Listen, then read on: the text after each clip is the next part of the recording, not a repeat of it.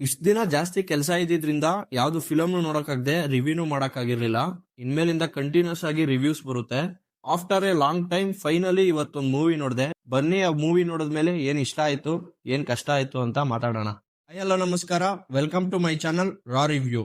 Ekka directed by Rohit Padaki, starring Yuva Rajkumar, Sanjana Anand, Sampada in lead roll.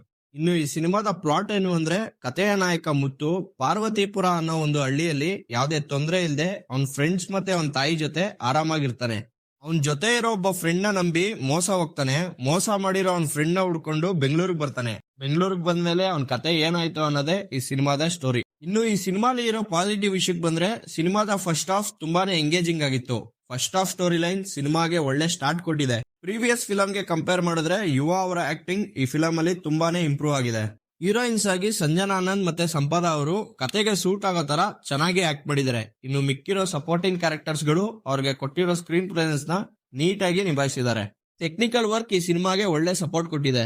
Editing, camera work, Charan Raj ಅವರ music ಮತ್ತೆ back ground score ಒಂದು commercial ಸಿನಿಮಾಗೆ ಬೇಕಿರೋ ತರ ಪರ್ಫೆಕ್ಟ್ ಆಗಿ ಪ್ಲಾನ್ ಮಾಡಿ ಪ್ರೆಸೆಂಟ್ ಮಾಡಿದ್ದಾರೆ. ಇನ್ನು ಈ ಸಿನಿಮಾದ ನೆಗೆಟಿವ್ ವಿಷಯಕ್ಕೆ ಬಂದ್ರೆ, ಫಸ್ಟ್ ಹಾಫ್ ನಲ್ಲಿ ಇರೋ ಅಷ್ಟು ಎಂಟರ್ಟೈನ್ಮೆಂಟ್ ಮತ್ತೆ ಎಮೋಷನ್ ಸೆಕೆಂಡ್ ಹಾಫ್ ನಲ್ಲಿ ಇರ್ಲಿಲ್ಲ. ನೋಡ್ತಾ ನೋಡ್ತಾ ಸಿನಿಮಾದ ರೂಟ್ ಯಾಕೋ ಬೇರೆ ತರಾನೇ ಚೇಂಜ್ ಆಗೋ ತರ ಅನ್ನಿಸ್ತು. ಆಲ್ರೆಡಿ ಹಿಟ್ಟಾಗಿರೋ ಸಾಂಗ್ಸ್ ಎಲ್ಲ ಫಸ್ಟ್ ಹಾಫ್ ಅಲ್ಲೇ ಬಂದ್ ಹೋಗೋದ್ರಿಂದ ಸೆಕೆಂಡ್ ಹಾಫ್ ನಲ್ಲಿ ಬರೋ ಸಾಂಗ್ಸ್ ಗಳು ಯಾವ್ದು ರಿಪೀಟ್ ಮೋಡ್ ಅಲ್ಲಿ ಕೇಳೋ ತರ ಇರ್ಲಿಲ್ಲ. ಕೆಲವೊಂದಷ್ಟು ಕ್ಯಾರೆಕ್ಟರ್ಸ್ ಗಳಿಗೆ ಪ್ರಾಪರ್ ಆಗಿ ಎಂಡಿಂಗ್ ನೇ ಕೊಡದೆ ಇನ್ಕಂಪ್ಲೀಟ್ ಆಗಿ ಕನೆಕ್ಷನ್ಸ್ ನ ಸ್ಟಾಪ್ ಮಾಡಿದ್ದಾರೆ. ಸೆಕೆಂಡ್ ಹಾಫ್ ತುಂಬಾನೇ ಸ್ಲೋ ಆಯ್ತು. ಸ್ಕ್ರೀನ್ ಪ್ಲೇನ ಇನ್ನೂ ಒಂದ್ ಸ್ವಲ್ಪ ನೀಟಾಗಿ ಮಾಡಿದ್ರೆ ನೋಡೋರ್ಗೆ ಒಳ್ಳೆ ಎಂಟರ್ಟೈನ್ಮೆಂಟ್ ಸಿಕ್ತಿತ್ತು. ಇಷ್ಟು ಈ ಸಿನಿಮಾ ನೋಡಿದ್ಮೇಲೆ ನನ್ಗನ್ಸಿದ್ದು one time watchable movie.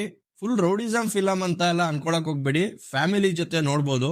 OTT ಬರೋವರೆಗೂ ವೆಯ್ಟ್ ಮಾಡಕ್ ಹೋಗ್ಬೇಡಿ. ಕನ್ನಡ ಸಿನಿಮಾನ ಥಿಯೇಟರ್ ಅಲ್ಲೇ ನೋಡಿ ಎಂಕರೇಜ್ ಮಾಡಿ. ಈ ವಿಡಿಯೋ ಇಷ್ಟ ಆಗಿದ್ರೆ ಲೈಕ್ ಮಾಡಿ, ಶೇರ್ ಮಾಡಿ, ಸಬ್ಸ್ಕ್ರೈಬ್ ಮಾಡ್ಕೊಂಡು ಸಪೋರ್ಟ್ ಮಾಡಿ. Thank you.